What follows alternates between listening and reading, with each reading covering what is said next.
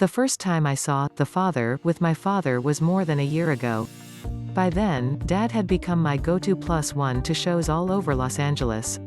Neither of us grew up going to live theater regularly, and we consider it a treat every time. After each performance, we talk about what we loved and what we learned.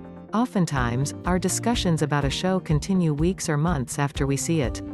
The play, which playwright Florian Zeller describes on the title page of the script as a tragic farce, opens with a daughter, Anne, visibly frustrated that her father, André, has sent away yet another home attendant who must have swiped the watch he can't find. Yet André, with a towering bravado and even a bit of charm, insists that he's fine in the apartment on his own and that she worries way too much. It all plays out like the taping of a fast-talking sitcom, and the Pasadena Playhouse production's audience of wrinkled, white-haired patrons chuckled in unison at André's punchlines. The next scene sees André confronted by a man he's never met before, who insists he's lived at the apartment for years. Anne arrives, but André doesn't recognize her, and neither does the audience, as she's suddenly played by another actress. New Anne says there was no man, even though André, and everyone watching him, has definitely just met one. Are you having memory lapses or what? André asks Anne, the giggling of the audience beginning to fade. You'd better go and see someone, old girl. I'm talking about something that happened not 2 minutes ago. This is the clever framing of The Father. It brings the viewer inside André's mind as it unravels.